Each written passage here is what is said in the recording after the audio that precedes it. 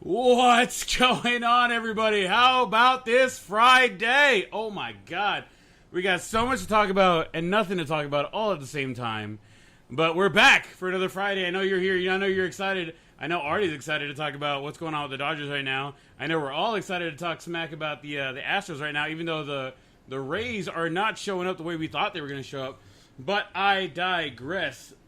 Before we get started or anything, I just want to say thank you to everybody for joining us again. Don't forget to follow us on the social media. You can follow us on Twitter at @theblown_save, Instagram at @theblown_save.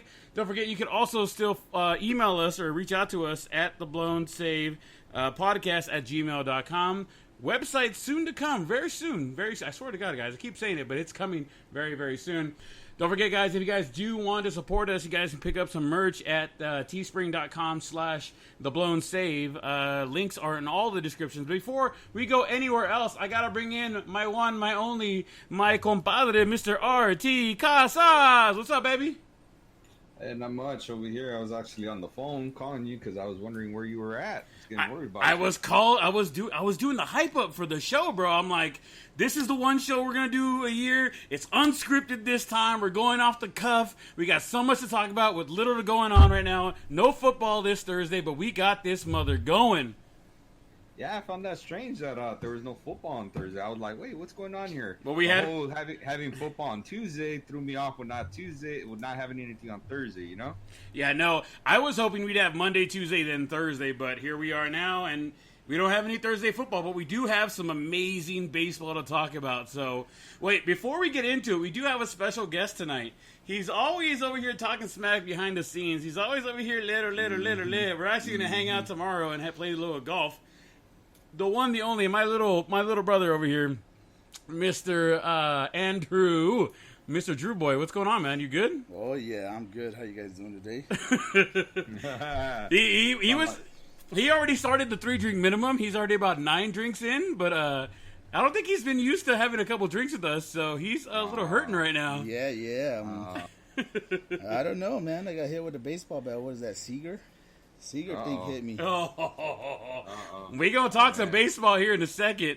But, before we get into the Dodgers game, because I think that's what we were waiting for tonight. We were waiting for the Dodgers game to end before we started recording.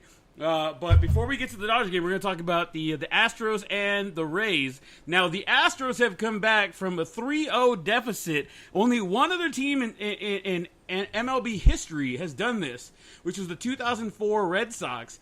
They were down 3-0 against the Yankees. They came back and won the entire series. In fact, they won the World Series that year. Are the Astros, the assholes, the asterisks, the fucking pieces of shit that we don't want to see. Forgive my French, guys, if you haven't already started drinking. But the Astros have tied the series up 3-3 going into the 7th game tomorrow.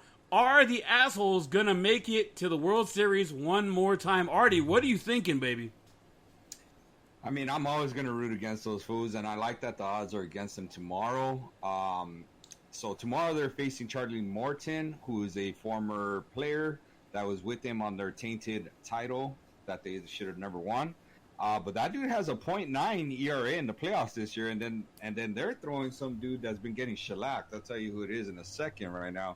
But he's been getting shellacked. So I like the chances of Tampa Bay coming out, and I mean, damn, how long are the Tampa Bay bats gonna be asleep for? You know, it's gotta happen eventually where they break out. You know what I'm saying? I was thinking the same thing, but god damn it, dude, they have been colder than a polar bear's toenail at this point, guy. Like, what the hell happened to Tampa Bay? They were rolling those first 3 games, and all of a sudden, it's like they forgot how to play baseball. Do they have the yips? People keep talking about don't say the yips. Don't tell nobody over there they got the yips. But god damn it, man, it looks like they got them. They better shake them off because tomorrow is do or die.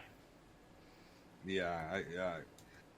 I mean, I think the whole world will be disappointed if the Tampa Bay doesn't find a way to get it done. I don't know, man. They've had their moments where Houston just came out and played and did their thing, and they play with hardly any pressure, which is good for them, I guess, because that's the way the game's supposed to be played. It feels like, hey, they don't got anything to lose. They sucked it up. They barely got into the playoff. They're playing with nothing to lose, like they shouldn't be there and all that kind of thing, Well, the last couple games they've been playing like they've been having fun, though. Yeah, that's what I'm saying. The first couple games they were playing a little bit serious. The other couple, the last two games, they've been actually playing fun. What was that? Who was it? Springer yesterday or the day before? Hit a home run on the first pitch of the game. He started and ended the game. And that's a booster for your club. Right. And it was Altuve that hit the home run on the first pitch, I believe. Yeah, and Correa hit the one at the end. It was the first time a team had started the game with a home run and ended the game with a walk-off home run in MLB history. So they had all the momentum from the start of the game. Man, I don't want them to go. Fuck, do something at this point. Shit. Right. I'm tired of seeing Correa. I'm tired of seeing Springer. I'm tired of seeing all these fools talking shit and oh, well, you guys didn't want us here, but now we're here. What's up? We're back 3-3. They tied it up. At no point did anybody give them the opportunity to be going to a Game 7. After Game 1, Game 2, especially Game 3, it was okay, Yastuvo, game over. Have a nice night. Get the fuck out of here, Astros. You're done. But here they are, Game 7 tomorrow. Forget our hatred for the Astros. Forget our hatred for the Astros. Forget our hatred for the cheating assholes. Okay. Do the Astros have the momentum going into this game, or do you think the Rays go off of what was going on at the end of the game, because there was some what do you want to call it? Some back and forth.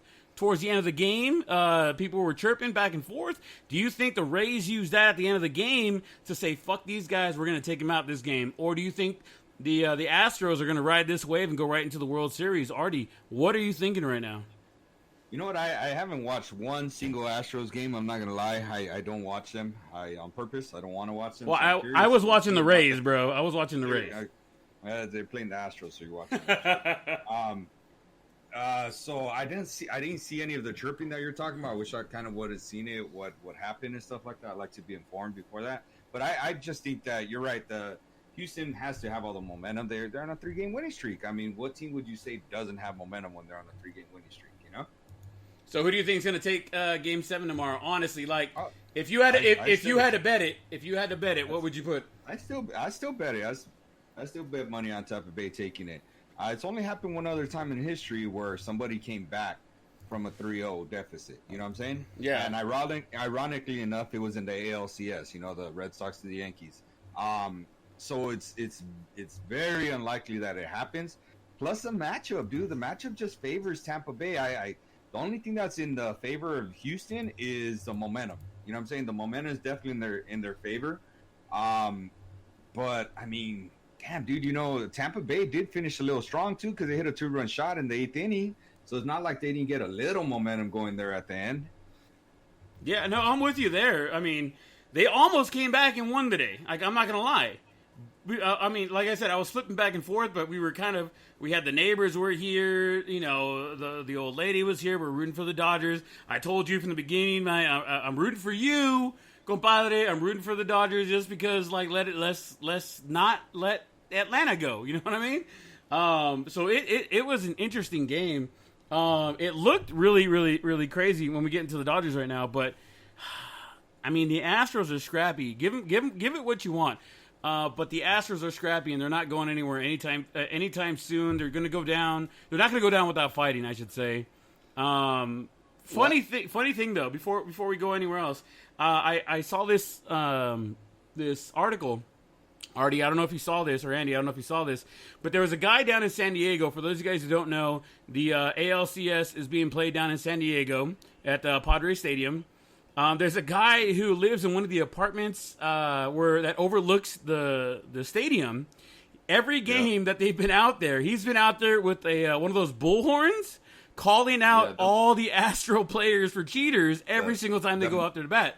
The megaphones, right? The megaphone, yeah.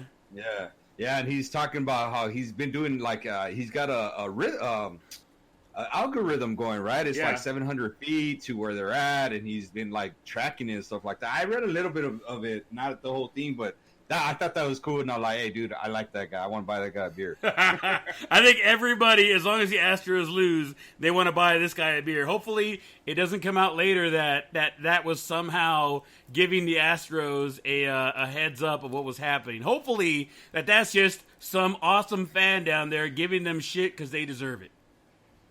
Yeah, I like it. Anything that's going at Houston definitely deserves it. All right, before we get into the Dodgers real quick, there were a couple things in NFL that came up. Le'Veon Bell was let go by the Jets, correct? Yes. And he got picked up by Kansas City. Uh-huh. How much more do you need in Kansas City? Like, are you kidding me? That's pretty crazy. What do you think about that move, Kansas City picking them up? I know that I saw like the Dolphins and I saw a couple other teams in the mix for him. What do you think, Artie, about Kansas City picking up with having Kareem Hunt there and I believe it's Williams is the backup? No, Hunt's not there. Hunt's with the Cleveland Browns. It's Clyde. Right? Clyde Edwards-Helaire. I'm sorry, Clyde Edwards-Helaire. So he's a rookie, so I could understand why they want Bell, because they want somebody that's a little more proven, that's got more of the skill set that they're looking for. I think it's going to be Andy Reid's known for being a two running back system coach. So I'm not surprised at all that he had two running backs, because even last year when they had Hunt, up until they let him go, it was like, oh my God, him, Hunt, and who's the dude that came from the Eagles? I was with Shady McCoy, right? Shady McCoy, yeah. And everybody was like, damn it, like this dude gave, 2 touchdowns to McCoy this week, and Hunt, 10 touches but no goal line touches. So like this dude's notorious for being our running back by committee over there. So I'm not surprised by that at all. And especially given that it's a rookie back there, you know what I'm saying, right now. And if that dude goes down, then what's going to happen? They're going to be really screwed, because the running backs they have are kind of small, dude. Even that dude, the Clyde or whatever, he's pretty small, dude. He's not a big running back. But he can move. He can move. That's all that matters. He can move. But, I mean, he hasn't scored a touchdown since week 1. Yeah. He's clearing 80 all-purpose yards, but he hasn't broke like 60 yards rushing since week 1. He hasn't broke like 80 yards receiving since week 1 or something like that, too. Yeah. So his numbers, is like, dude, hey man, you've had five games and you're in the best offense in the world, and you can't clear 100 scrimmage yards. So, fantasy wise, he's not a smart player right now, but team wise, the way they're working the team is working out pretty well, except for this last weekend, which, oh my God, the fucking bullshit. And we talked about that on Tuesday, where we were all shocked that Kansas City lost to the Raiders, but still. Like, fantasy-wise, I think Clyde Edwards-Helaire is not one of those. He's slowly ticking down. He's no longer number 1. I think he's borderline 2, borderline flex at this point. And who's number 1 over there? No, I'm saying if you're going to start your running backs, Clyde Edwards-Helaire started off as a RB1 because he was starting. He was getting like Artie said. First week of the season, he was getting those touchdowns. He was getting those yards. He was blowing out everybody. Nobody knew who he was. He's slowly people are starting to block, or people are starting to settle him down. I don't think moving forward, he's your RB1 anymore. I think he's your RB2, maybe flex at this point. I think maybe that has a lot to do with being a rookie as well. Because being a rookie, you don't have tape on him. You don't know what he could do. You don't have gameplay video footage on him. You don't know how to prepare for him.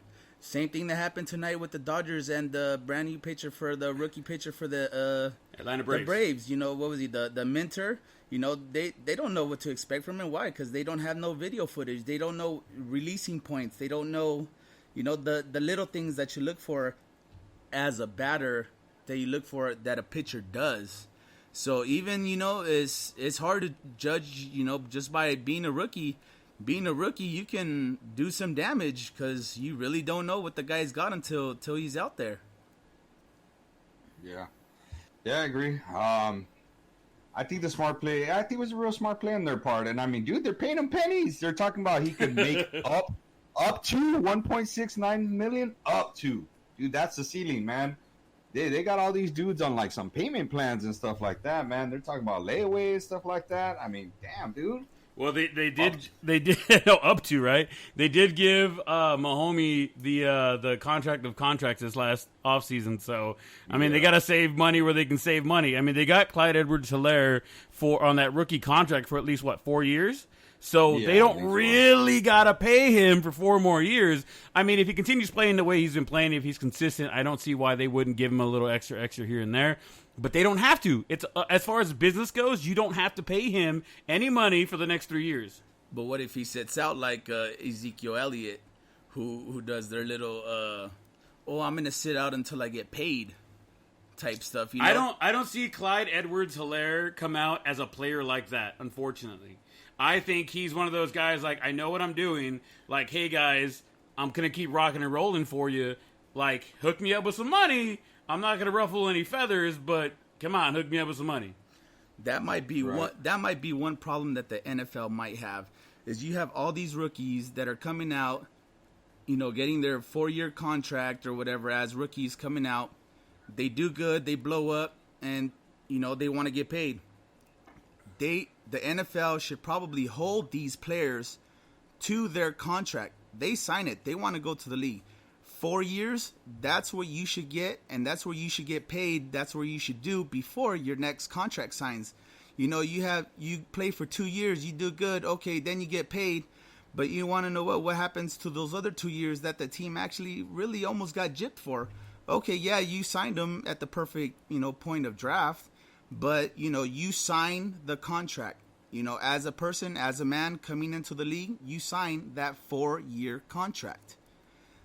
You know, that I believe that the NFL should hold them to that. You know, they sign that 4-year contract. We're not going to pay you more money until you complete that 4 years. Ezekiel Elliott, Dak Prescott is another one. I don't think he's worth $40 million, and I'm going to take my breath back on that one. Not anymore. I will eat crow on that one. I will eat crow on that one. I am 100% Cowboy hater. I don't care, whatever.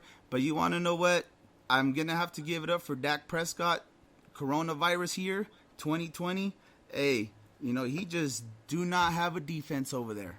He does not have a defense. You know, you're throwing for 500 yards, you know, 4 touchdowns, 400-plus yards, 3+ touchdowns a game. Okay, this season, he did deserve that $40 million a year. I mean, okay, hold on. Before you go into that, because me and Artie talked about this the other day. We were saying how yes, he's been throwing up these numbers. However, they've been having to come from behind, so of course he's got to throw the ball. Of course they got to lean on him. They can't lean on Zeke in the late part of the game because they're not trying to run the clock out anymore. They're trying to get the ball to some playmakers to get touchdowns and get down the field. So yes, he's been throwing up some fucking amazing-ass numbers. I mean, he was leading passing yards, receptions, and I do believe, not touchdowns, but for like how many deep passes, over 20 yards per game, whatever. He was leading everybody. He was beating everybody. Oh, no doubt. Until he got hurt this last week. I ain't gonna fight you on that. I ain't gonna fight you on he was that. leading the NFL in receptions. That's impressive. Was he throwing it to himself? Yes, you know what I mean. Passing yards. Don't be that guy, Artie. Don't be that guy. He's hurt right now. Don't be that guy. Reception. That's what. Well, you know, he did catch a touchdown pass. He did get one right before he got hurt. God damn it. That's right. I think the only player would get the throw to himself that he caught it himself and ran it in was Brett Favre. No. Brad Johnson for the Tampa Bay Buccaneers. Oh, it got deflected. He threw it. I think he bounced off one of his linemen's helmet. It got deflected. And he caught it and he ran it in. Yeah. Passed to himself. Does he get like triple points in fantasy for that? But I think Dak, the way he started off and the way he was playing the game these first 4 weeks, I think everybody was like, Jerry Jones, open up that bank account because you're about to pay this fool. Him getting hurt, okay, and we talked a little bit about this. From a business standpoint, you don't have to pay the man. He didn't want to take that contract. But man, where do you land with the players in your team? Where do you land with the fans on your team when you allow your what quote unquote their franchise quarterback moving forward, the future of the team, he gets hurt and you don't take care of him? I don't think he gets the $42 million that he was looking for. I still think he gets 36, 38 maybe, with maybe 115 guaranteed, not the 140 he was looking for, not the 42 million a year with the incentives and stuff like that. I think he gets somewhere a little bit lower than he was. And then I think where they were originally trying to give him the contract, I think that's where he's going to end up signing because of the injury. I mean, is he going to come back? Of course he's going to come back. Look at Alex Smith coming back this last week. I mean, he got sacked 8 times in the 2.5 quarters that he was in there. But if anybody can come back, Alex Smith made it back. Dak Prescott absolutely can make it back. I mean, I don't know, man. I don't think he's getting the 40+ million he wanted, but I think he's going to get 36, 38 million. What if you give him like the 2-set contract though? Okay, we're going to give you this first year to see how you perform, see if, you're performing, back to your capabilities. Okay, you perform this year, or even do like a half of your contract. We're going to see how you do this first half of the year. If, you're up to par, we're going to pay you. We're going to make this separate contract. This is what you're signing. You want this, we're going to give you this. But we want to see how you come back from your rehab. We want to see how you come back from your injury. I am a big proponent of the let's see what you do and earn your contract, like Cam Newton. They give him up to certain $7 million. I believe it's like $7 million, right? But his base pay and what he's guaranteed is only like $250,000. Everything else he makes, it's only if he plays. It's only depending on how many touchdowns he throws, how many games they win, if they make the playoffs. To do this, it is a performance-based contract. I am all for the performance-based contract.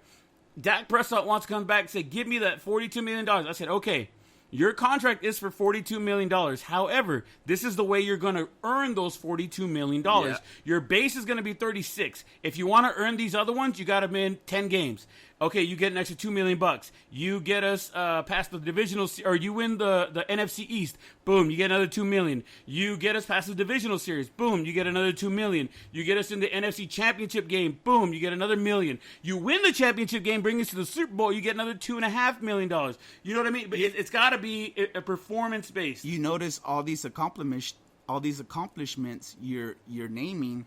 It should be won as a team effort.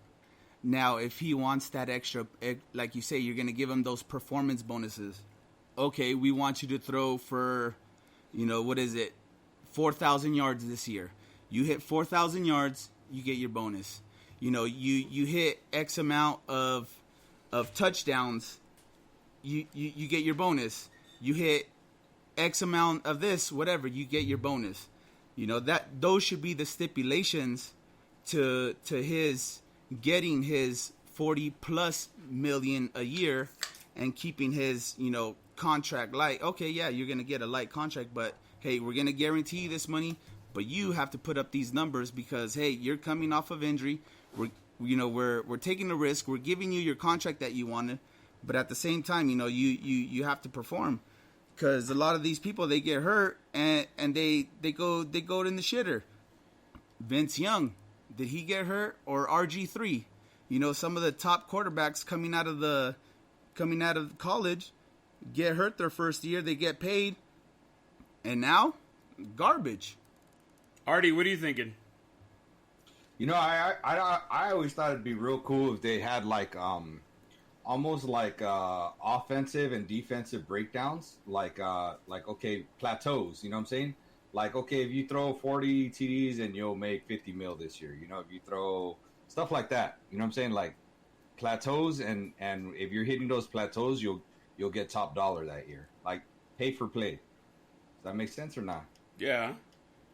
You got to pay to play. I mean, you got to pay to play. You got to play to pay to get paid. That'd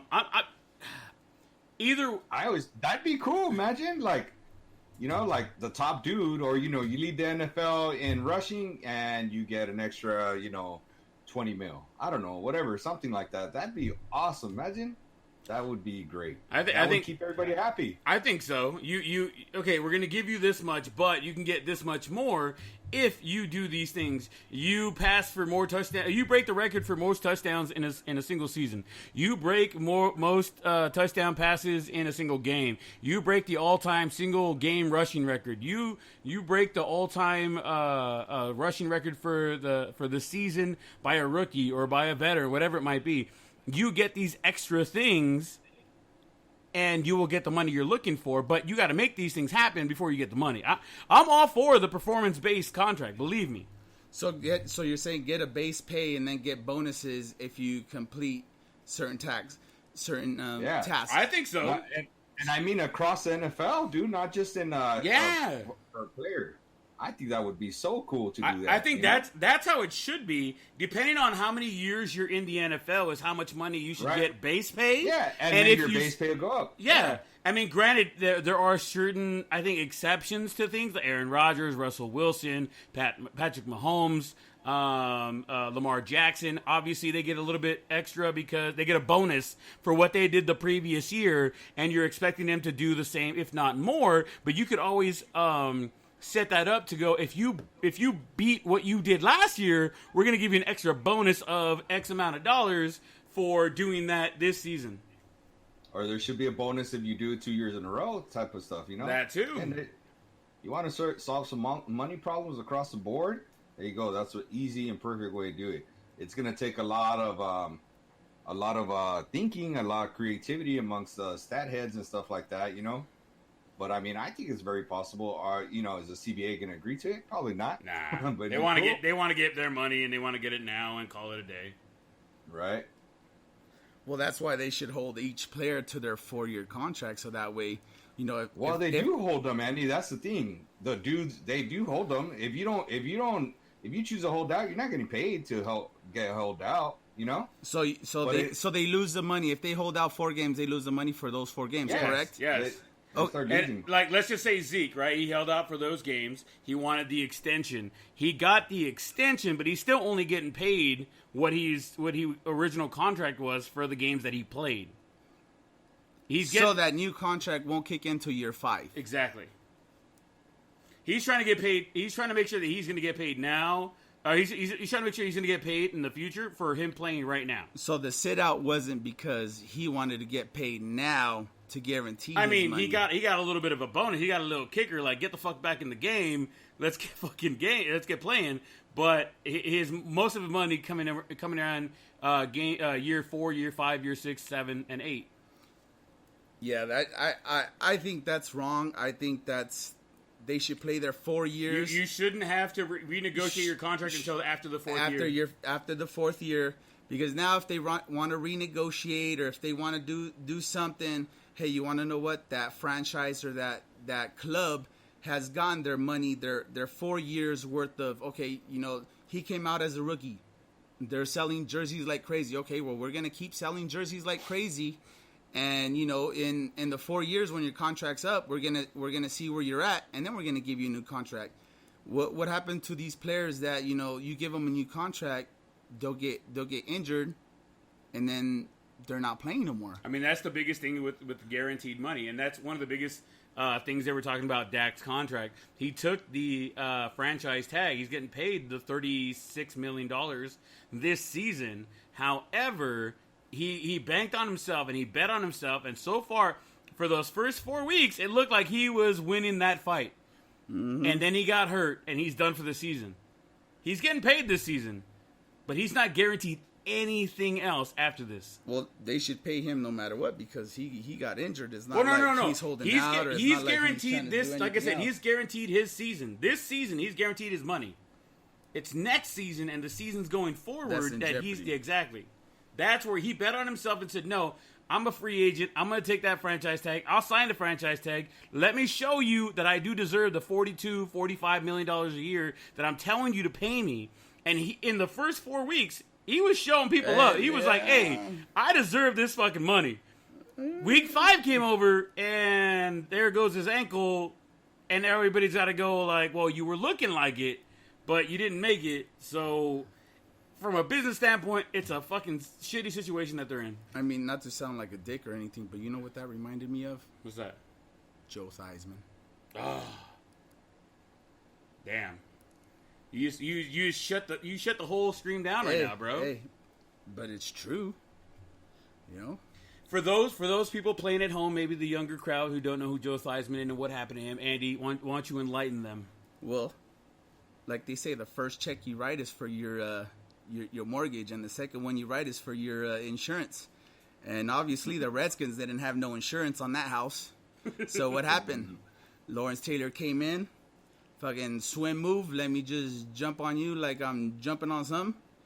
And hey, that's what happens when your knee bends back 90 degrees the opposite way. You know, it's... For those of you guys playing at home, younger crowd who've never seen it, just look it up. Ouch. It's not something you want to look at, but if you want to really look, it is what it is. Joe Theismann got hurt, and it was not pretty. Was it career ending? It was career ending, no? No, he came back, but he wasn't the same person. No, he was. Nobody's ever the same after getting your knee bent back the other way. Ooh, Nobody's the same. now you got me thinking. Look at Bo Jackson getting his hip pulled out and cutting the blood loss and those tendons in his hip. Like, he wasn't the same when he came back. He couldn't. There was no way. Once your body is set a certain way, and then once you get hurt, once you damage it, you're not going to come back the same way. It's not possible. Your body can't function that way. It can't do it. Well, I don't know.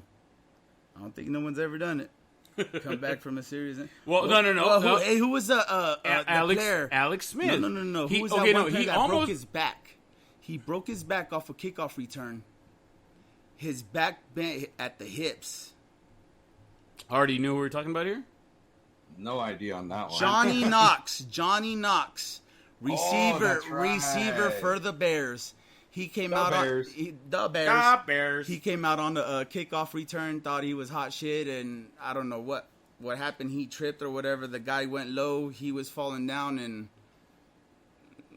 he went 180 degrees at the waist, completely the wrong direction. You know, his fat toes was touching his eyes. I don't want to laugh, but damn. That's a way to describe it. It was brutal. You know, you go back and watch it. YouTube that Johnny Knox breaks his back. That was probably the most brutal hit I've ever seen in my life. You know? I mean, it hurts me thinking about it at this point. And what happened to him? He didn't come back. He didn't come back. Well, look, okay, here's the thing, though. Alex Smith, he was gone for 2 years. He had a leg injury. It got infected. He almost died. He almost lost his leg. And this last weekend, he came in and played for Washington, the Washington Anonymous team. Oh, and God. And he got sacked 8 times in the game in the quarter and a half that he played. He got sacked 8 times, and I know every single time he got hit, I know his family was in the stands and they were looking. They're like, "Oh my God, please don't break anything." Oh, I mean, he walked away from the game.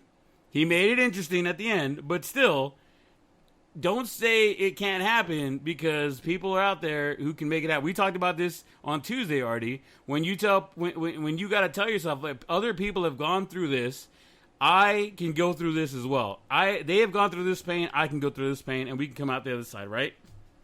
Right, that's right. Get him, Marine. I can't tell you about a massive injury like that, so that's. But you gotta think about it though. That's what they get paid for, and that's why they make the big bucks. That's why they make the big butts. Is that what you said? Yeah, because you're a Cowboy fan. Andale. Big butts save nuts. I don't know at this point. All right. Let's get into the brass sack. Let's get into the game of the night. Mr. RT Casas, my compadre. I know you're going to be excited to talk about this there. The Dodgers were on the brink of elimination. It wouldn't happen tonight. It might happen tomorrow, but we're going to hope it's not. We're going to hope we're going to go game 7 just like the assholes make it. Except we're hoping the assholes lose tomorrow. But still, the Dodgers came out and were looking very limp at first. First, 3-4 innings, they were looking like it's going to be another one of those days. And then all of a sudden, a little bloop single. Now, I want everybody to get close now. all of a sudden, a little bloop single came out. Mookie Betts running in from the right field. Mookie Betts getting that little what do they call it? The basket catch right above the ground. So it wasn't a single; it was a catch. Well, it was a bloop single coming, right? Of course, touche, whatever. Come on, I'm trying to set the mood here, bro. Well, I want you to set the mood correctly. I'm trying. Little flare Out to right field. There you go. A little flare out to right field. Mookie Betts comes in, gets that basket catch right off the ground, gets him out. Who was it that ran from third base a little early? Osuna left a little bit early. Runs home, makes it safe, immediately called safe. The Dodgers go back and go, no. Check your headsets. Check the fucking thing. He left early. He wasn't even on the bag. You better check yourself. Before you riggedy wreck yourself is all I'm saying. He was not on the bag. They call him out, and I think that was the momentum changer that you saw the Dodgers ride the rest of the game. Mm-hmm. Because from that point on, the Dodgers were on a tear, getting base hits, home runs, and the Atlanta Braves forgot how to hit the ball.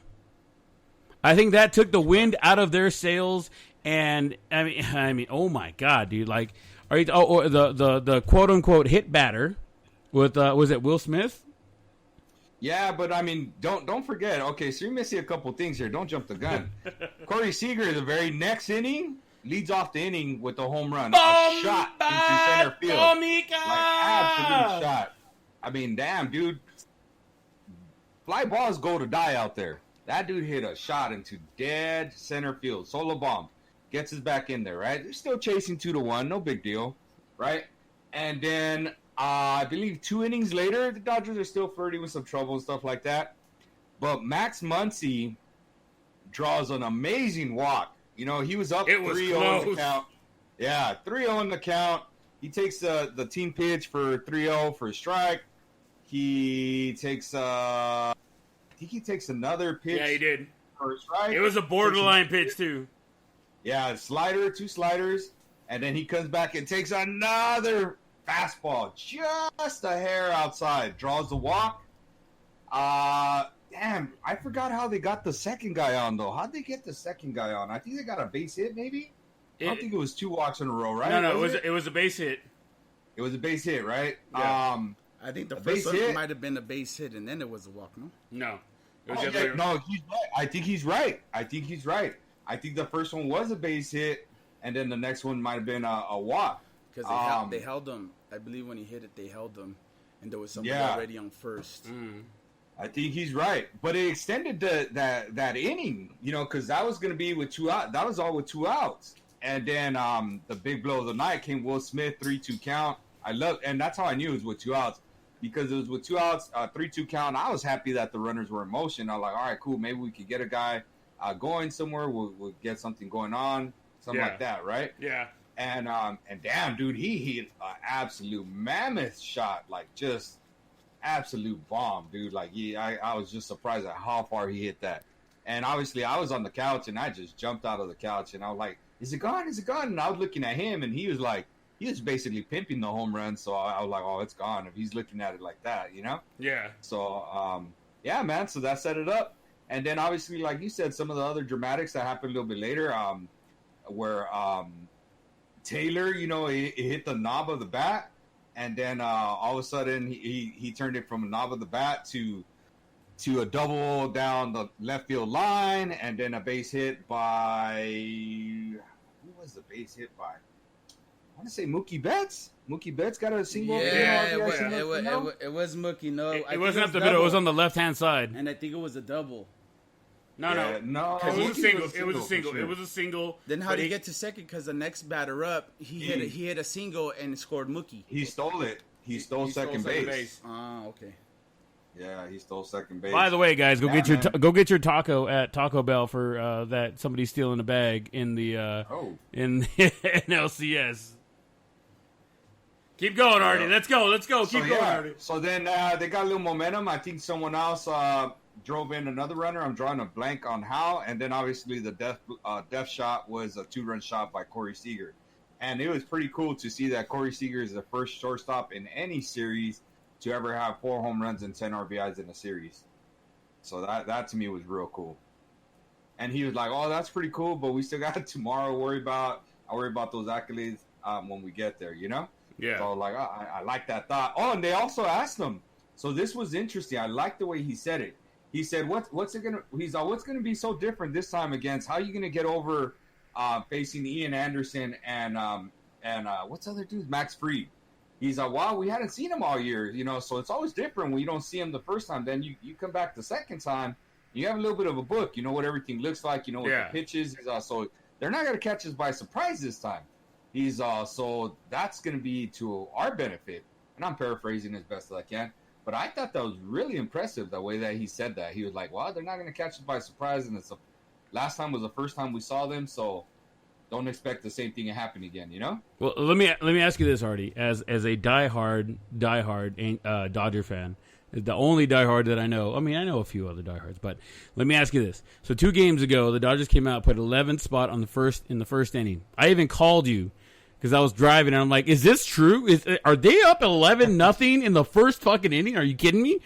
Now, everybody thought they were going to come back and ride that wave in yesterday's game and win another game. Now, they fell flat and didn't do shit yesterday.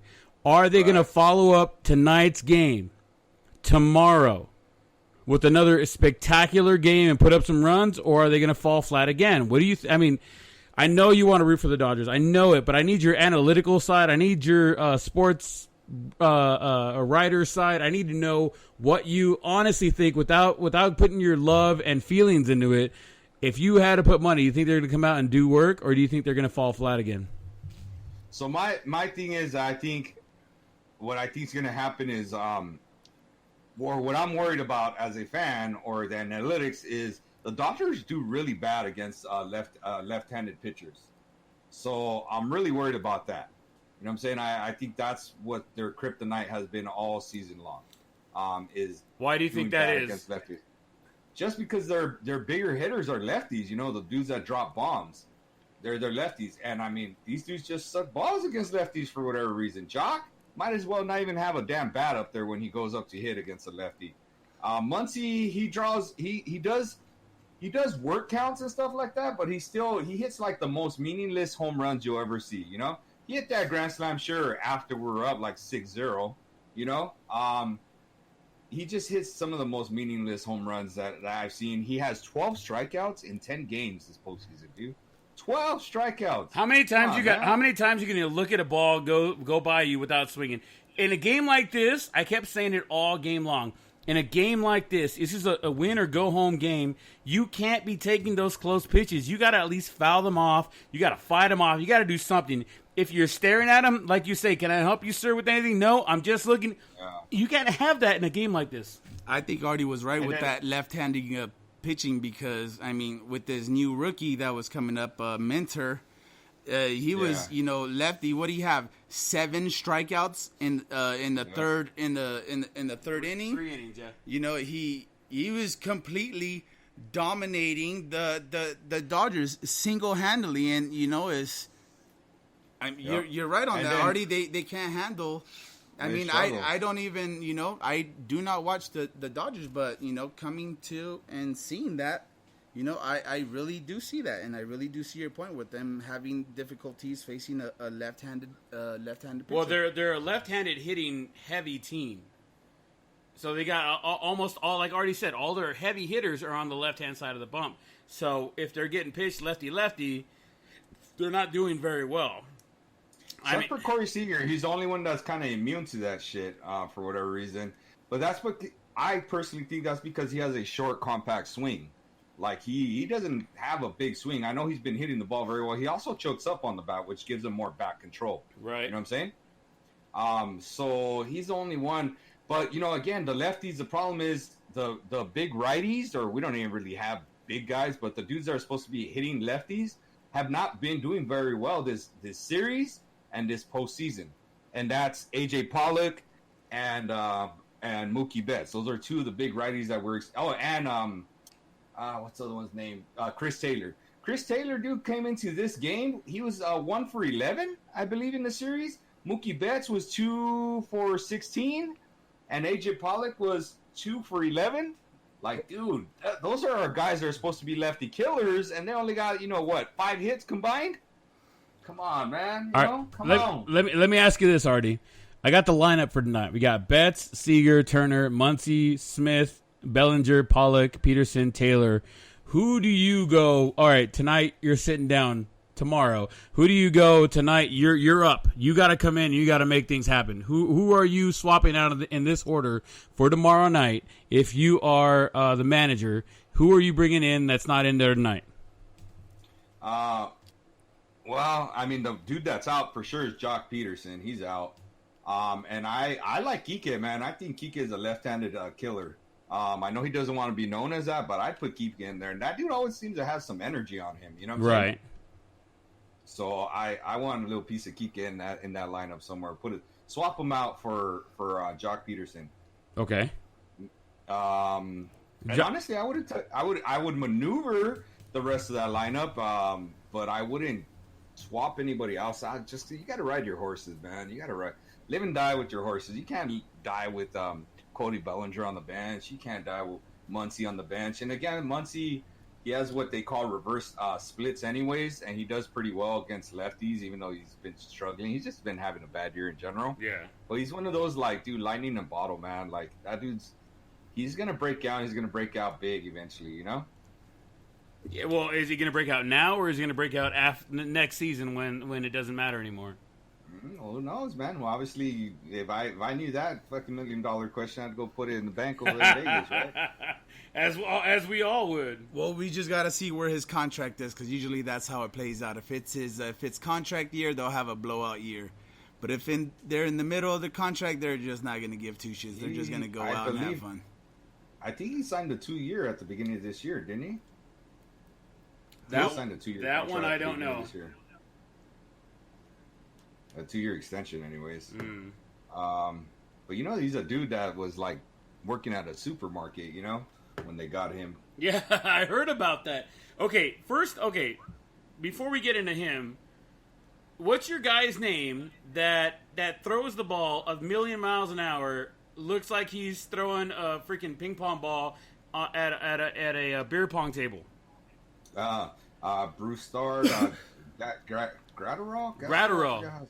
Okay, why do you? I mean, okay, I guess now you got to save him a little bit for the next 2 games. But when he goes into a game, he strikes out the first 3 batters, or he gets the first 3 batters that he faces out of there. Like, how?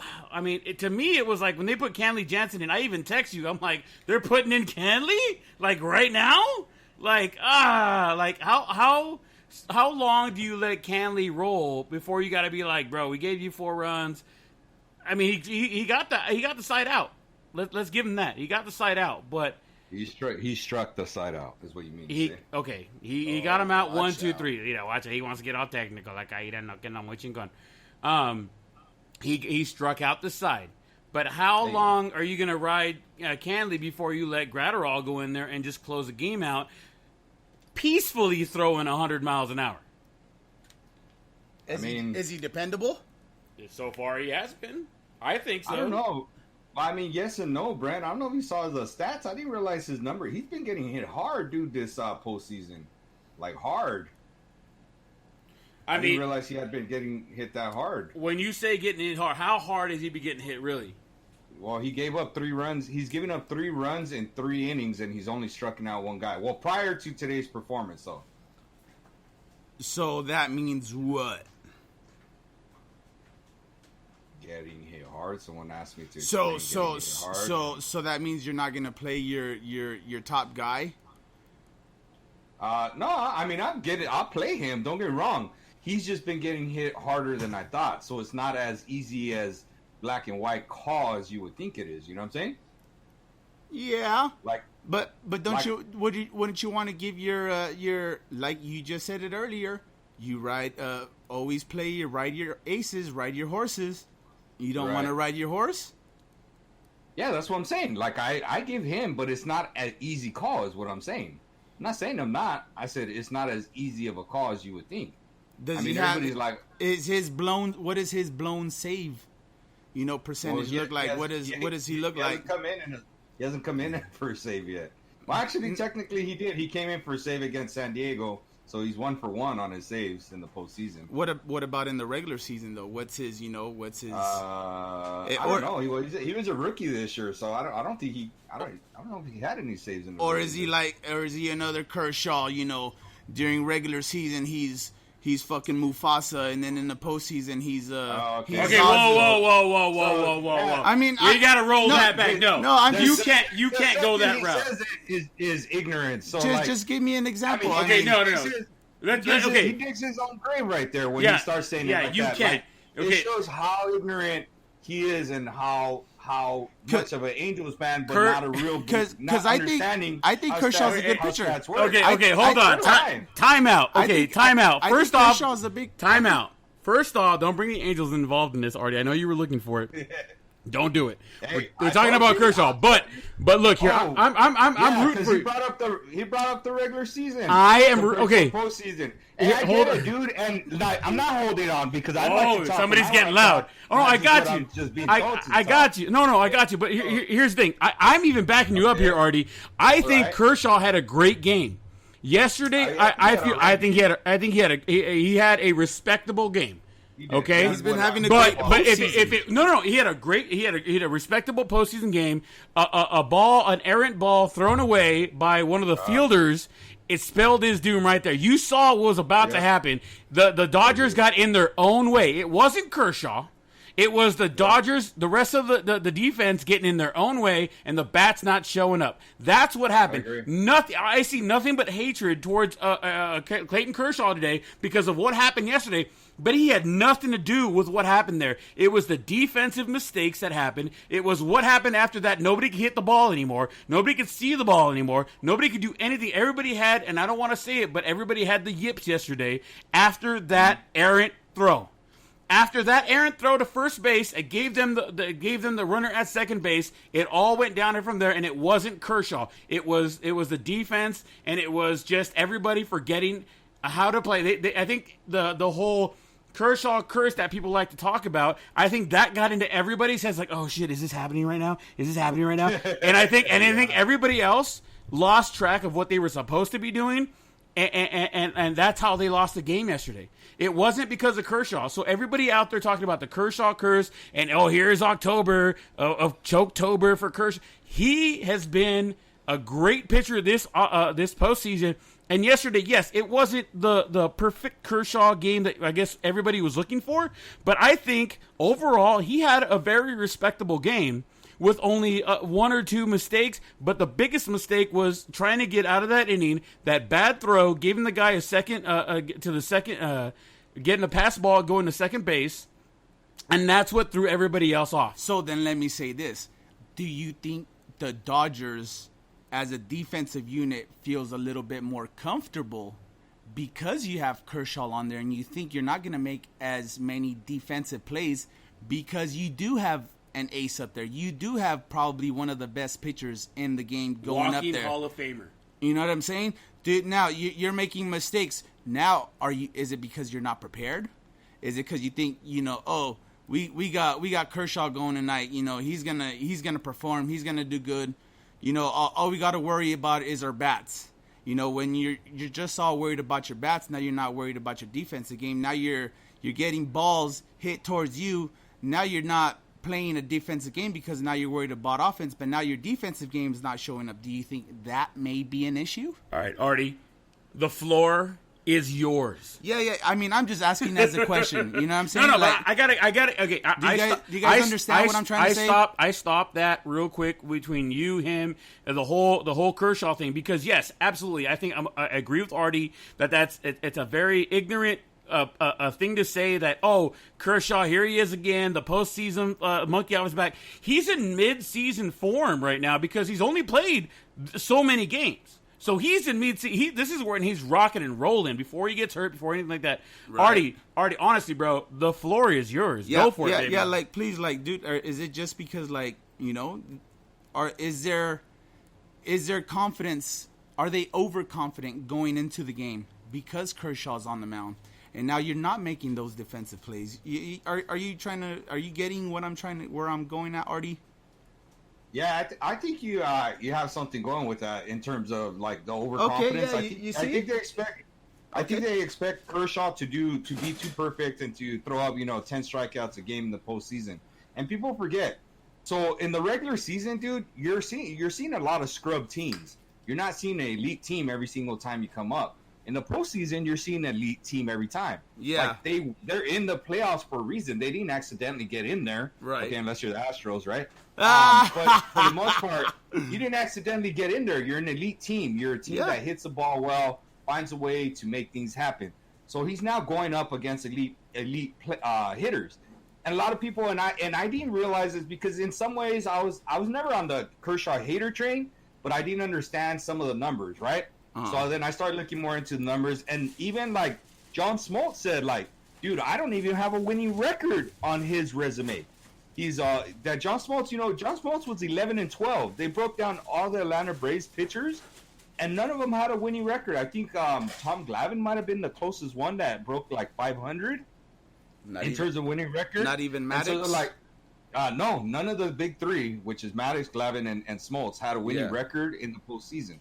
So they're like, wow. I don't understand why people are on him. He's like, yeah, he hasn't been the guy that he was in the regular season. He's all, but you got to understand, you're facing elite hitters.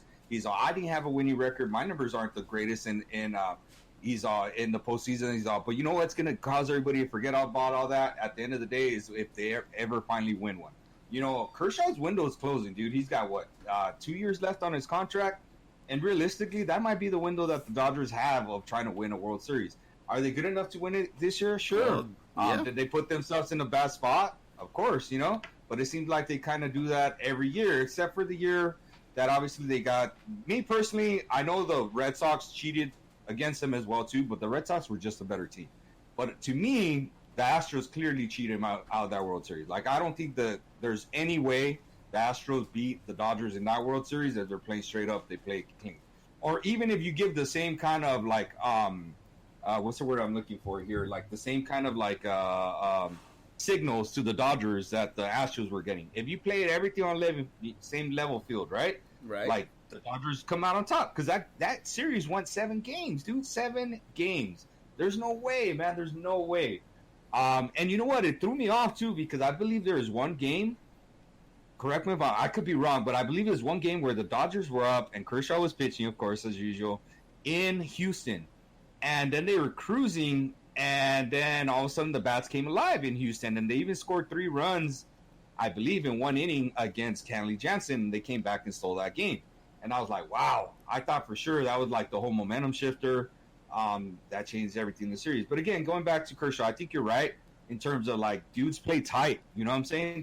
They want to do so well for Kershaw when he's pitching. In terms of with the bats too, I think they want to like do more than what they should be doing with the bats, right? And they just don't do it. And I just don't understand because they're facing again, like maybe what you said as well too.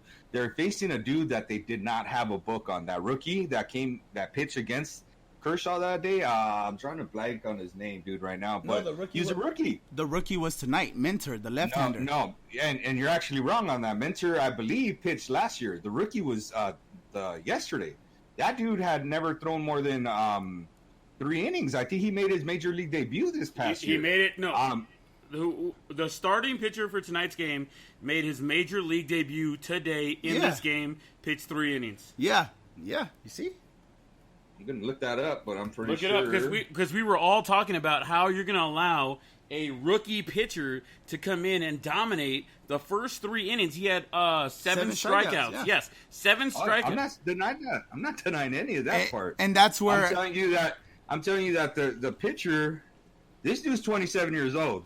Yeah. So you tell me he's a rookie this year? Yes. This is his first major league debut was tonight. Yeah. And that was my hope. I think you guys are misunderstanding some of the things, and I'm looking it up right now. But it was his first time starting a game. Okay, and I'm looking at the stats right now. He pitched against the Marlins. He pitched against the Red Sox. He's pitched against the Cincinnati Reds. Okay. I think Artie has. Oh, man. I think There's all kinds of Artie stats has. right here. Okay, Artie has the terminology No, right. no, no. No, you have the Okay. terminology right. It's I'm his gonna first finish time this. starting. I'm No, going to no. finish this. Go I'm for it. going to finish this. Dale, I'm papa. going to finish this. Go ahead. Okay. He's been in the majors for 4 years now. He pitched in 2017, 2018, 2019, 2020. He's never pitched more than 2 innings in his career because he's a reliever. This was his first time pitching 3 innings. This was his first time starting a game.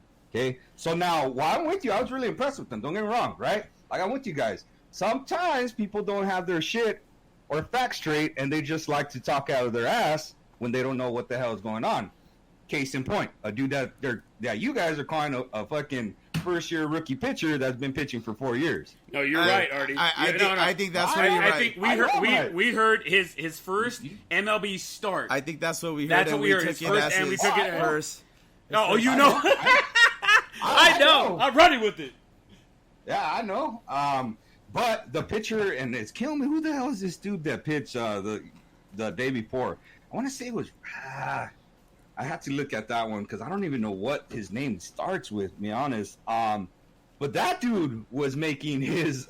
He's a rookie. Well, he wasn't making major league debut. He made his major league debut this year. But that dude, they wanted him to go 3 innings, and that dude went 6 innings and had 9 strikeouts. It's like, oh man, come on, dude! Like, come on. He was putting in work. Yeah, he was. I was impressed, but it reminds me of like what you guys said, or Andy said. You know, they don't have a book on him, dude. So it's hard to really come out and attack a rookie pitcher and jump on him when he's a power rookie pitcher. The dude that they jumped on the day before was also a rookie. Again, another dude. I think that one, his name was Wright. Jamie Wright? Was it? There was something Wright. And they jumped all over him, but he's not really a power pitcher. You know what I'm saying? He's more finesse. Yeah, he's more finesse. So you could kind of jump on finesse pitchers a little bit more as opposed to power pitchers. And the dude from 2 days ago was a power pitcher, you know, and I'm like, oh man, I could see why they're struggling, you know? Yeah. But yeah, and again, today's dude was a left-handed pitcher, you know? I don't know, man. So I just seen it the same way as, you know, when the Angels won the World Series in 2002. Don't bring the Angels in, I'm bro. just saying, like K-Rod, when he first came out and he faced the Yankees, his first 4 batters that he faced were all strikeouts. Why? Because they don't have a book on him. They don't have film, and they don't have the release point. That's why that guy did so good today. Artie. Yeah. No, I agree. And I told you, remember who I told you, Brent, that I was hoping Gatterall would be like at the beginning of this? Remember I told you, I was like, man, I hope he's our Frankie Rodriguez. Remember? Yeah. I told you that. I was like, dude, I could see him being our Frankie Rodriguez because there's not a big book on him. He's going to come out and he might be pretty damn good, you know? I absolutely love that guy. That guy looks like he's throwing to his kids on the mound, and he's throwing 100 miles an hour. Like, Yeah. it looks like he's just tossing the ball around on a Sunday afternoon, hanging out, having a barbecue, and he's going to hurt your arm or your hand because he just threw 102 miles an hour. Like, how are you that nonchalant about, here, let me just throw this ball right at you. There it goes. 100 miles an hour, and then he comes around and throws a breaking ball at 89. Like, I really, really like this guy. If the Dodgers don't continue to hold on to this guy for the next few years, I mean, if anything, get him as your setup guy. He's a great 7th, 8th inning, 8th inning, 9th inning guy.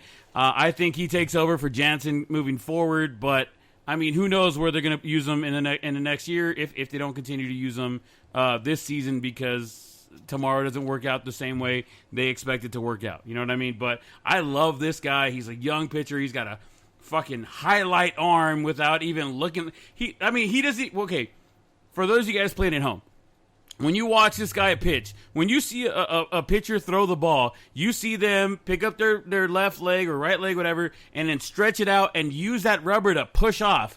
Well, he's not stretching out. He's going about shoulder width apart and just throwing the ball hard as hell down the pipe, and it's like, I dare you to fucking hit it. Like, I love this guy. Oh, I absolutely love this fucking pitcher for you that you guys have already, and I hope you guys hold on to him for a very long time. If you guys don't, I would love to have him with the Angels. Yeah. And if you And don't that go kid's there, they'll name go. was Wilson. So Wilson was Oh, the yeah. dude's name from yesterday. Ah. Yeah, and Yeah, if the Wilson. Angels don't get him, if the Dodgers don't resign him, the Angels don't get him. It's okay. The Yankees will. The Yankees are trying. The Yankees are trying to get everybody at this point. I mean, I'm telling you, I think they're passing the baton to him as the Dodgers closer. You I know? think so too. I think if they don't, I think they're absolutely stupid for not doing it.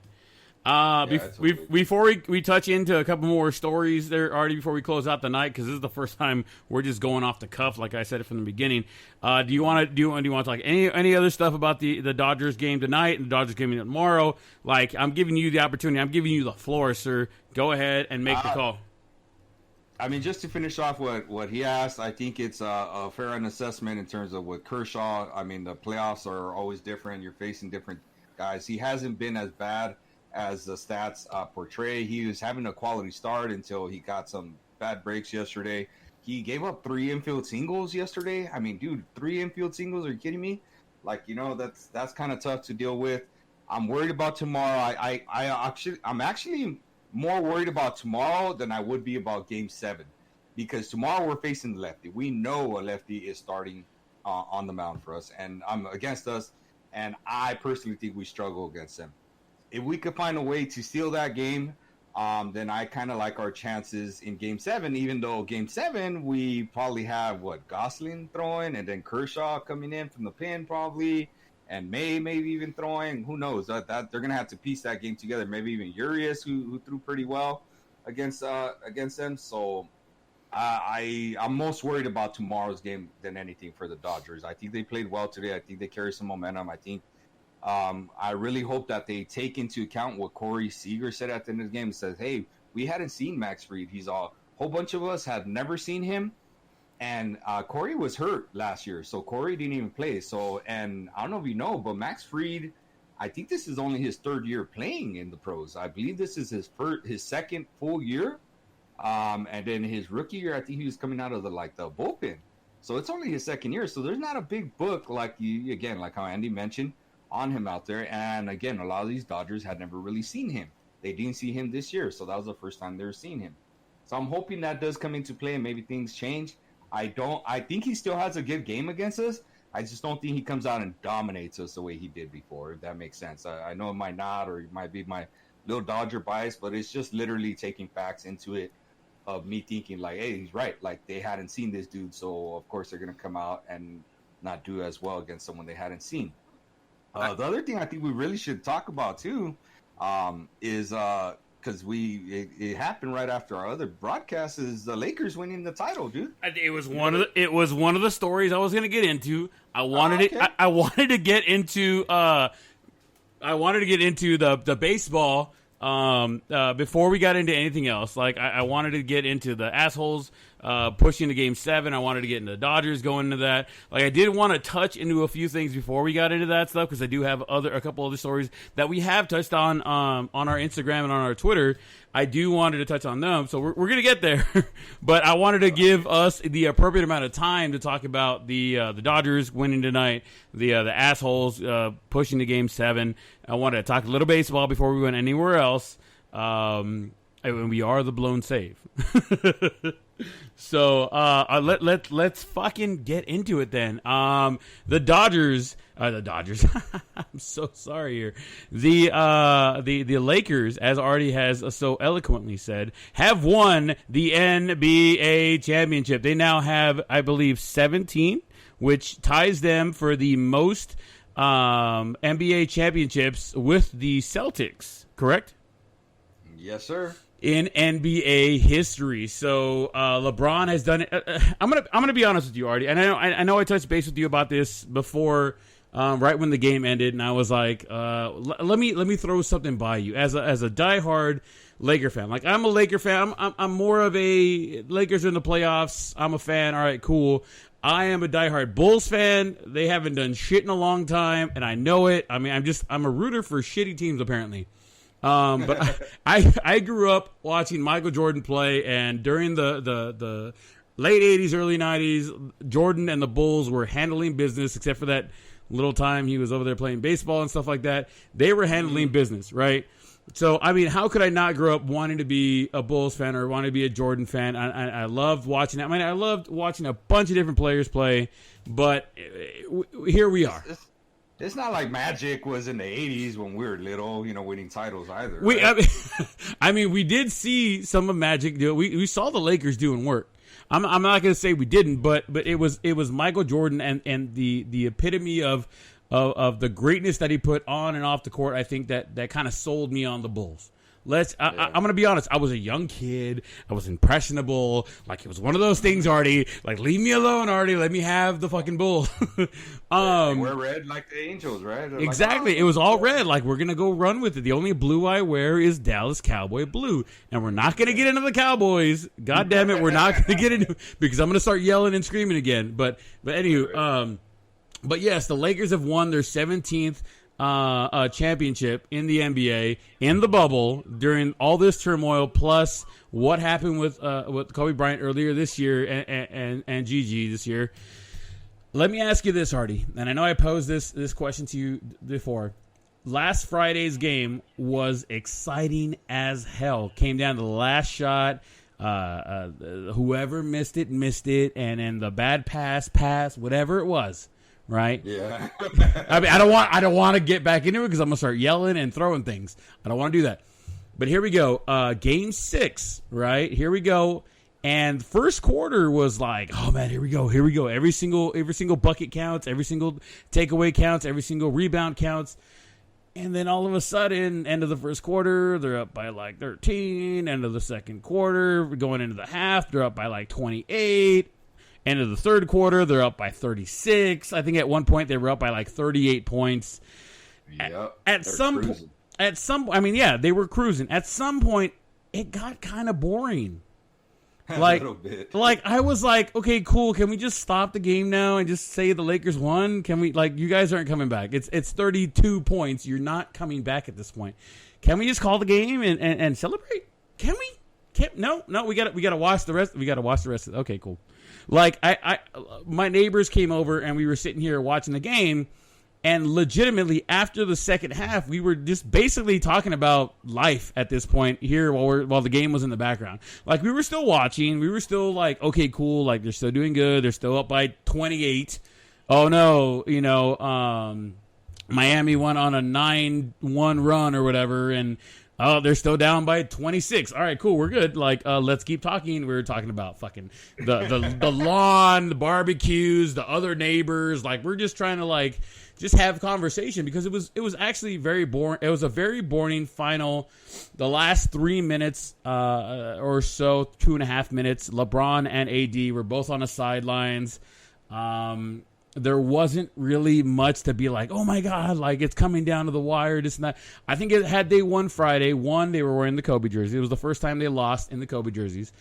Right. It was one of those things, the last game, that it was kind of like, well, it's fucking over. Thank God. Like, you guys absolutely destroyed. I felt like the Miami Heat gave every single ounce of energy they had for Friday's game so that the Lakers would win. And then when Sunday's game came, it was like, fuck it, we got nothing left. And they were like, we're just gonna throw bodies out there and see what happens. But it was just like they weren't hitting any perimeter shots. It was just nothing. It felt like they had just we stopped them from winning on Kobe night, quote unquote. We stopped them on Friday, Kobe night, and now it's like, fuck it, let them have it because we got nothing left and they got plenty in the tank. Yeah, like at that I totally agree. At that point, I know a Laker Nation. I know you guys are out there, and I know you guys are gonna listen to this and be like, "Oh, go fuck yourself," and this, and that, blah blah blah blah. Blah. It is what it is, but it was boring after the start of the second half. I'm sorry, it was a very boring game.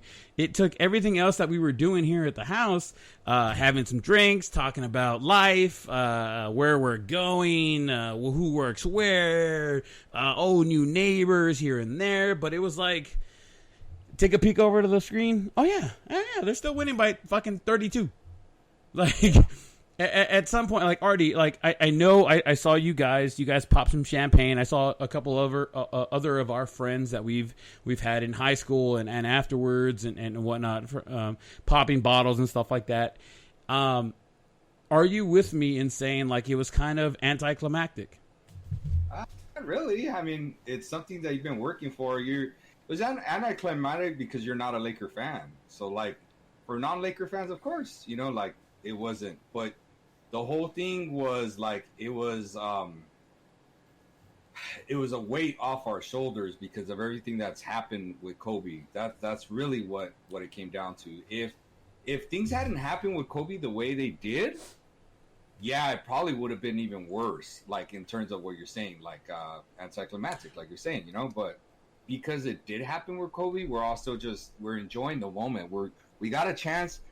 How many times do you get to play in a championship and really savor the moment the whole way through? True. Like it does not happen that often. Like when the Angels won, right? Like as you're playing that game, dude, you were probably like shitting bricks, right? Like, oh, absolutely. Don't get me wrong. Like when it happened, oh man, you probably felt exhausted after that win, which was great because that's what fans do, right?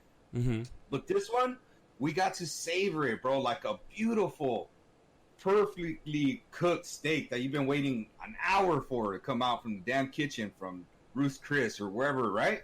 And you're like, damn, that is exactly what I wanted that thing to taste like. That's what that was, dude. We got a chance to savor it. Yeah, was it close? Would I have rather have wanted, with the game-winning shot on Kobe jersey night? Of course. But it didn't happen. And then the way it happened this way, again, we got to savor the moment. We got to live in the moment and got to say, man, Kobe's looking down and he's smiling and he's happy and he's this. And we didn't have to worry about all the other stuff. Does that make sense? It does. Okay, so here's my next question, because I've been this one's been in the holster here, waiting for this moment right here, because you brought it up just like this. So when AD talked to the press, when LeBron talked to the press, when he was given Finals MVP and all that, and Jeannie Buss talked to when they were giving away the awards, not before they went into the locker room, before they went into their assigned press, whatever you want to call it, when they were there in the moment, dude, this whole season had come kind of like, we're doing this for Kobe and Gigi and the other people that lost their lives there. We're doing this like in honor of them. Not one of them brought them up. LeBron had his moment when he got his NBA Finals MVP. AD got his moment when they talked to him about, hey, what do you think about these, this and that, blah, blah, blah. He had his moment. Nobody said anything. It was the reporters who brought it up, who were like, well, how did you guys feel because of, the season started, or the season kept going because, what happened with Kobe and then the bubble and this and that. And that's when they started, oh, yeah, no, we represent, and Kobe and this and that. And it was for him and Gigi and this and that. Blah, blah, blah. Like, to me, it was like the first thing that should have come out of their mouth. It should have been like, yes, we won. Thank you, everybody on this team. We did this for Kobe. Like, to me, that was like, why didn't anybody say anything until they told them something? Like, Artie, as a true, deep Lakers fan, did that not bother you? Or were you waiting for something to happen? Because I know I was waiting for something to happen. We had talked about this. There was so many speculations of how they were going to honor Kobe and Gigi when they won the title, and then nothing really happened until they had their like press conferences. And they were individually asked by the press, how do you feel about this? How do you feel about that? What do you feel about like how the season went down because of Kobe's? And that's when they started, putting everything out. Oh yeah, for Kobe, for Gigi, for everybody that passed away and that. Like, how do you feel as a Laker fan that it took the crowd to be like, hey, you guys keep talking about how hard you worked. That's great. Like, awesome, you did. But what about the whole "this is for Kobe" thing? And then like, oh yeah, for Kobe. Like, how? I mean, to me, as a casual Lakers fan talking to a diehard Lakers fan, I mean, when I went to one of the games, I had to ask you to borrow a jersey. Let's be real with it, right? Mm-hmm.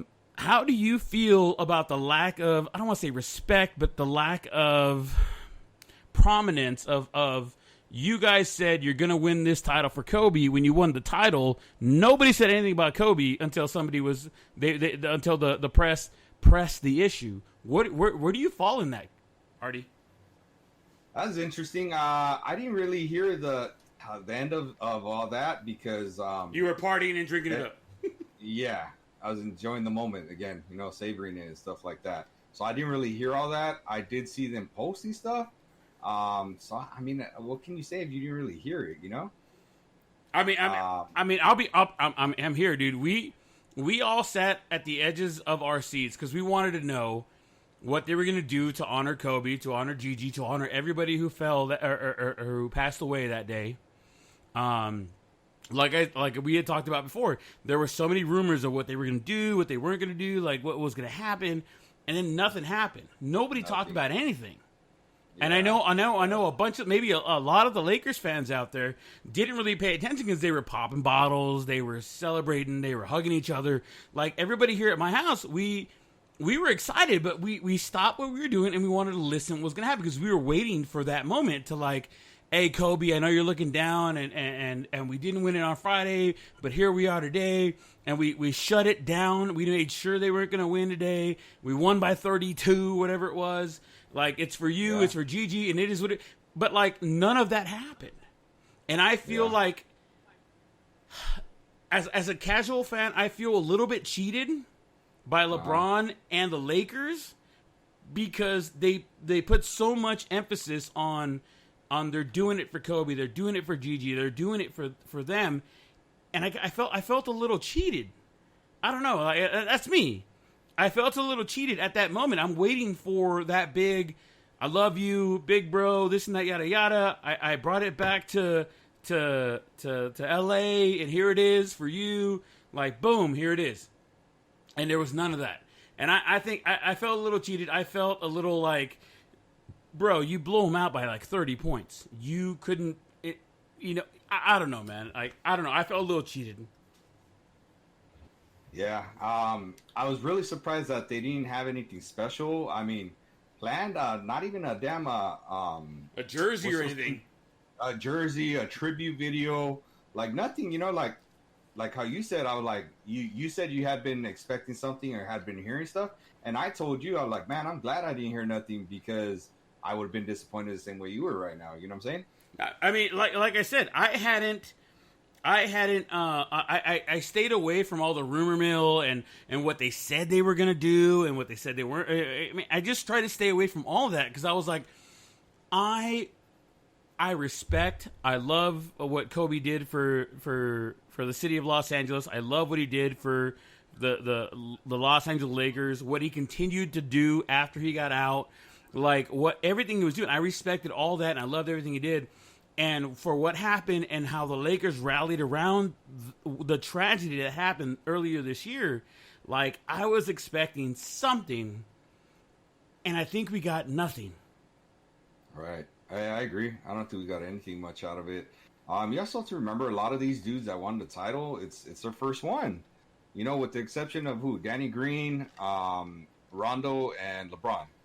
Yeah. They're all their first ones. So then, when that happens, you kind of get lost in the moment, It's like, oh, man, it just completely forgot. So I could understand why some of these older dudes, or the newer ones, AD, they didn't say a lot. But maybe also they're trying to not ram it down their throats, like of saying like, oh, yeah, we get it. It's for Kobe. We get it, Like maybe that's had something to do with it, too. Yeah. I don't know. But... You gotta have, I don't know, man. I felt a little cheated when they won the game and they were up by, once again, they won by like 30. After all the rumor mill and everything going on, I think maybe it was overhyped that they were gonna dedicate. And yeah, a lot of those guys, it was their first championship. A lot of those guys, it was their first time holding that trophy and going, holy shit, we are world champions. And I don't know how I would react had I been one of those gentlemen, holding that world championship trophy for the NBA, and I don't, I can't even pretend to be in that situation. But I don't know. As like I said, as a casual fan, I feel a little cheated by what didn't happen or what was lacking thereof until the press was like, so Kobe, right? And they were like, oh yeah, for sure. For Kobe, 24, number 8, this and that, da, da, da. I mean, I don't know, man. I was expecting a little bit more, and it didn't. Andy's right here. What do you think about that? Well, I think, that's just the perfect ending for a story, yeah. Because essentially, once all that happened with Kobe Bryant, that just made the Lakers organization like, hey, now we got to do something. We got something to go for because we're gonna do it for this. We're gonna do it for him. But when they got to the championship and they won, the way they won, there was no here's for Kobe, here's for Gigi, here's for this. It was just like, we won. All right.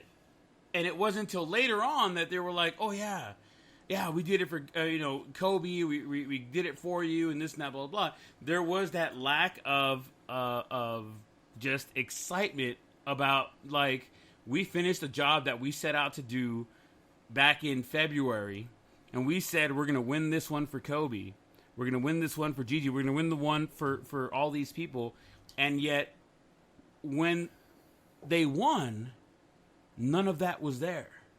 And that's what I was trying to tell Artie right now.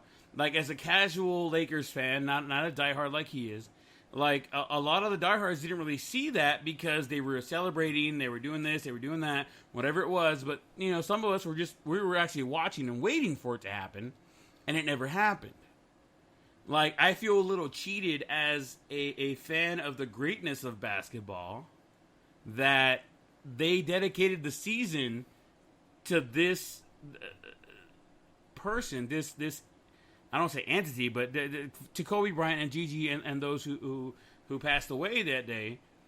And when it came down to it, nothing happened. Well, you have a lot of emotions, a lot of excitement going on through a player's brain, head at the time of them winning. I feel like they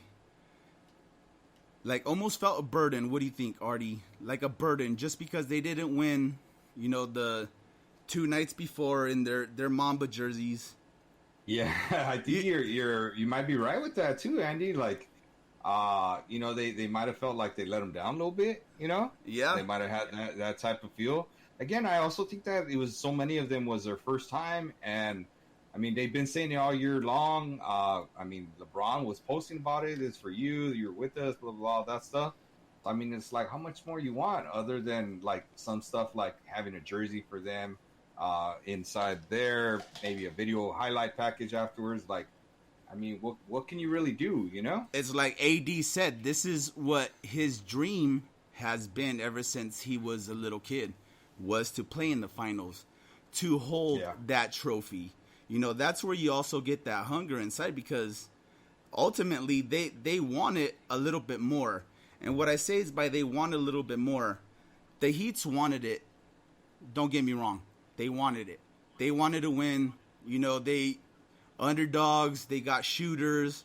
Jimmy Butler, whatever. They wanted to win.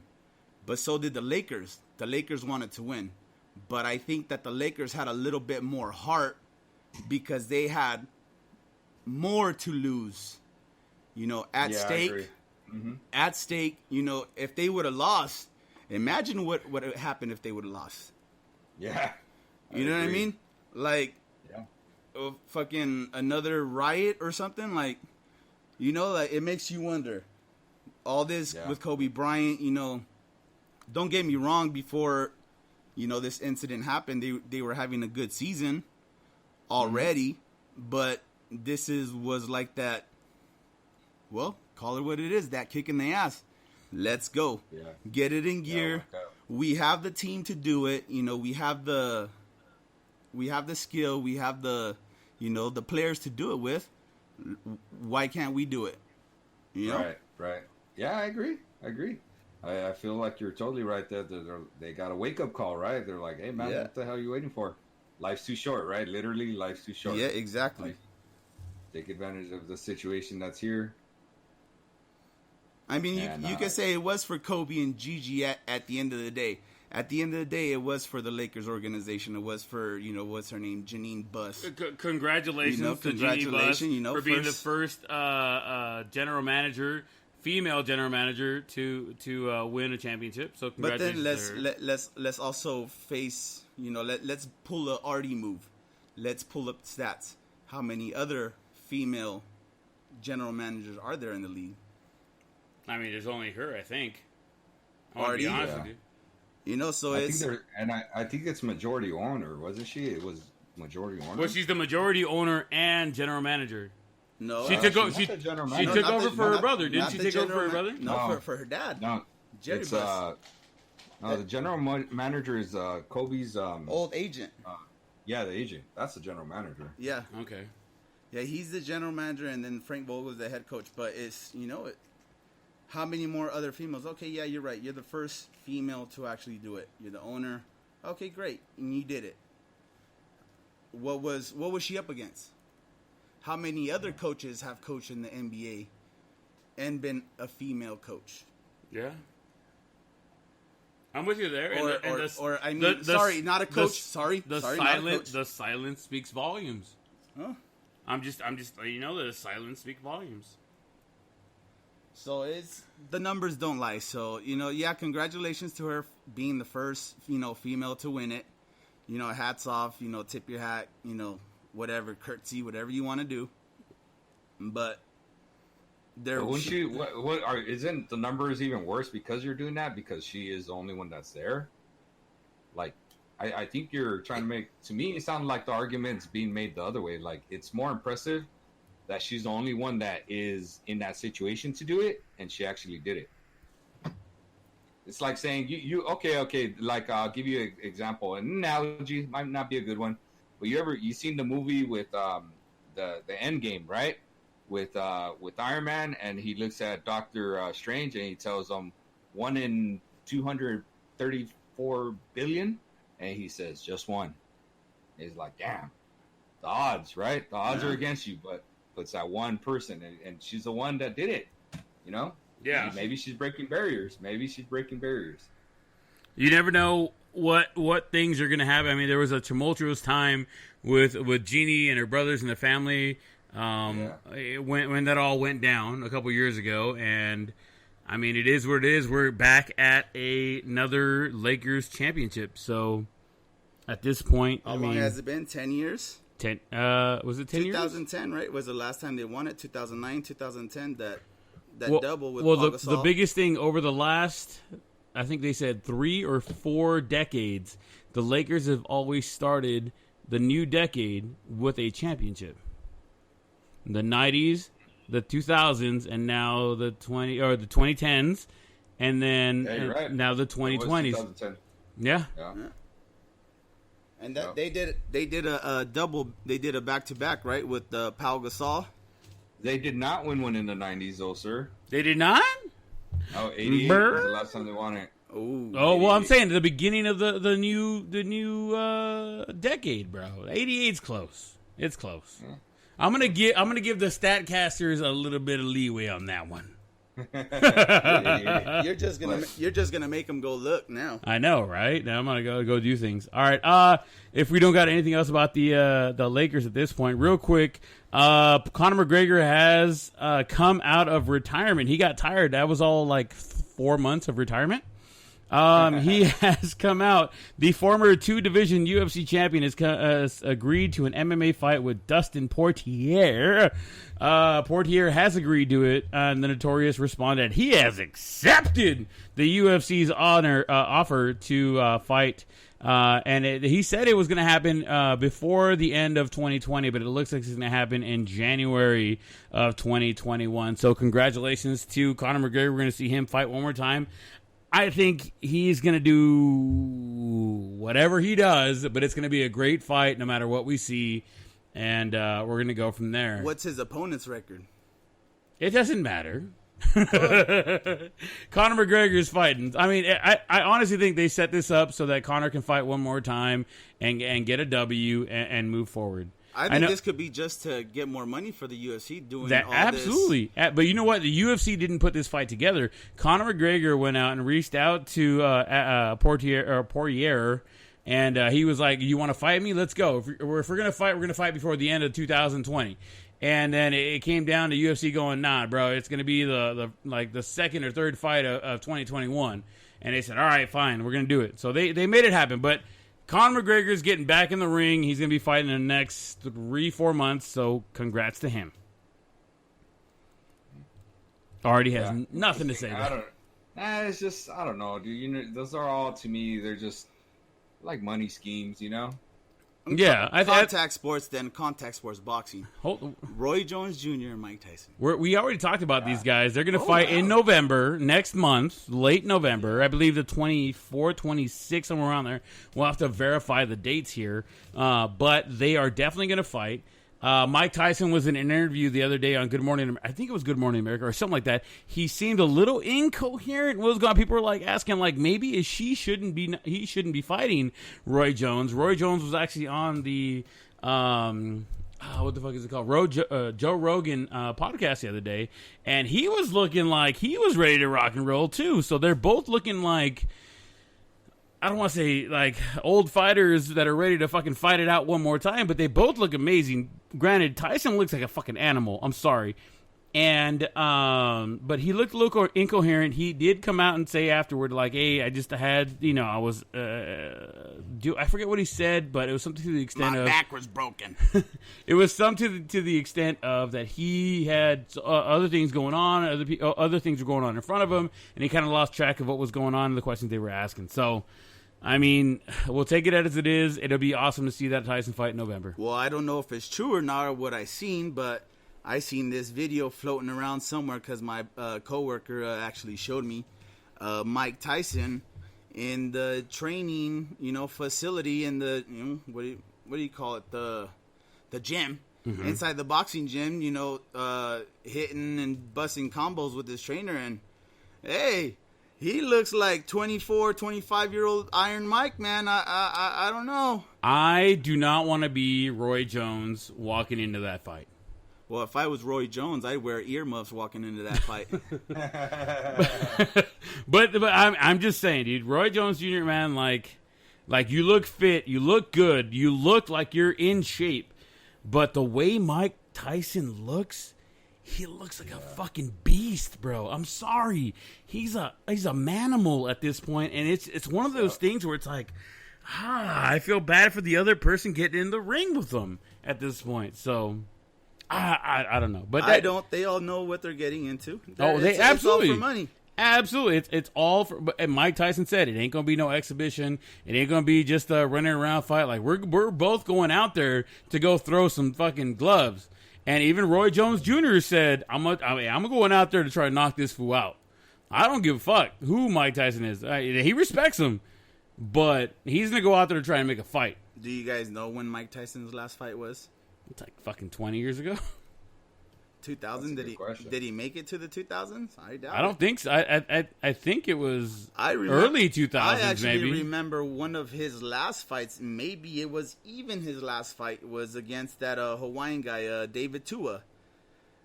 And actually, I remember that fight watching it at your house.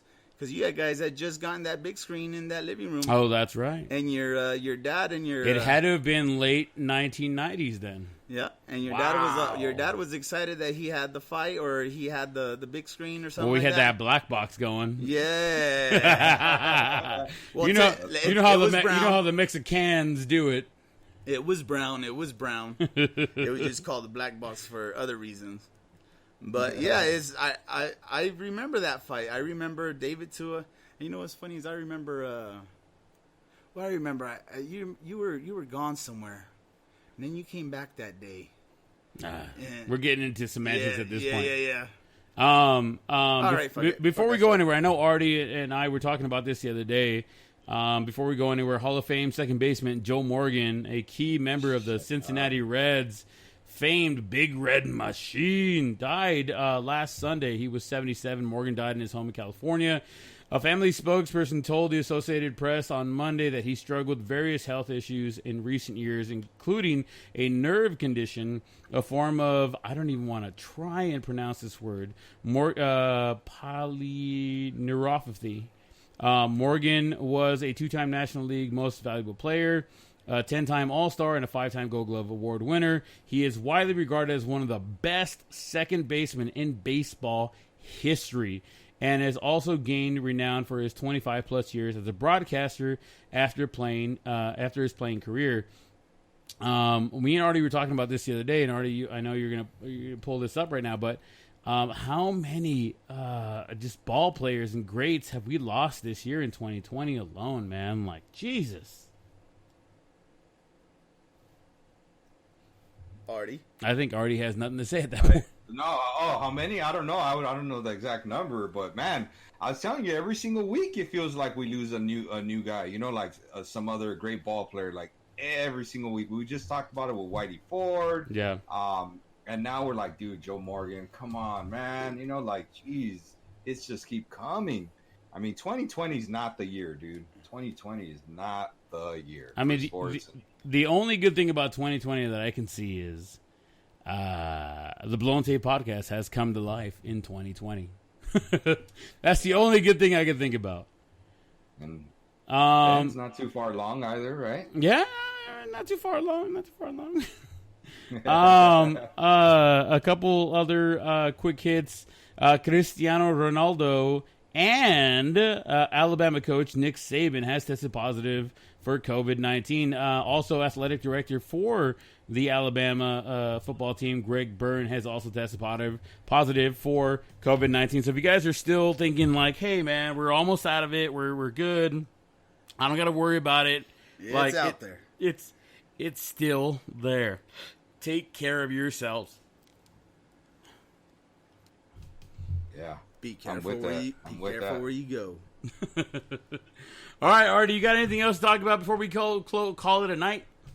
No, we're about to play a little round of golf tomorrow. Looking forward to slapping Andy around, as usual. We'll see how it goes. That sounds like fun to me. We'll see. You guys at home, you guys want to take bets? We'll tell you guys who won that night or tomorrow's line of golf on Tuesday. Will it be Andy or will it be RT? Because it ain't going to be Brent and it ain't going to be Evan. It definitely won't be me. I have a 128,000 handicap. I'm going to play best ball and throw my ball around. So we're going to go with that. But yeah, we're going to have a good time. And we're celebrating because one of our very good peoples here, Mr. Andy, is a COVID-19 survivor. He went through some rough times. We're happy that he's better now and that he's having a good time. And we're going to spend some time with him tomorrow, hit the ball around, and have a few drinks. This is actually tight because I requested this, so my brothers came through. Absolutely. He said, I make it through this. You guys are going to hang out with me and we're going to go play golf. We're going to do this. And we all said, you know what? You make it through this. You get through this. You get past this. We got you. You come down. You say the word. You say the date. We're going to be there for you. And here we are. Myself, Mr. RT Casas, Mr. Evan, the banana boat riding motherfucker, and me. We're going to be rolling tomorrow. We're going to be having some drinks, and we're going to hit some golf balls. Yeah, Artie over here is seeming like he's the governor over here in Hawaii. You got to take a test 72 hours before you come out. No? Artie's just over there laughing. All right, guys. Thank you, Andy, for joining us tonight. I appreciate you. You're like my little brother. Thank you. We're happy to have you on, and I'm glad there was no let's here tonight, and we kept it sports heavy. Yeah. Artie, as always, Papi Chulo, please give us the Artie sign out. Hey, be safe out there. I took my first COVID test this week, so if I had to take one, you might have to take one too. Be careful out there because sometimes it's out of your control. Make sure you wear your mask and wash those hands, and let's be safe. All right, guys. Thank you guys so much for hanging out with us tonight. We do appreciate it. We're looking for the Dodgers to win it out Tomorrow night, we're looking for the Astros to suck a fat one and lose it tomorrow. Thank you guys so much. Make sure you hit the follow, like, and subscribe buttons wherever you're at. Make sure you guys follow us on Twitter at @theblown_save and on Instagram at @theblown_save. Don't forget, we also have merch.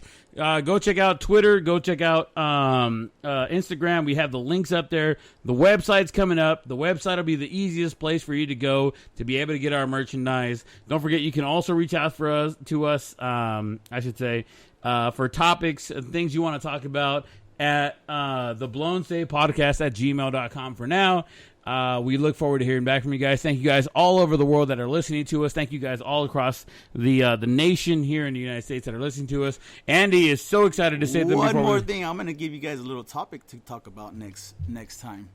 Well, you said you don't want the Astros, but do you think a lot of Dodger fans want that grudge match? And just to prove that's the end of the night. There you go. Think about it. We love you guys. Thank you guys so much. Think about that and text us, email us, message us everywhere you go. We love you guys. Thank you so much. Have a great night.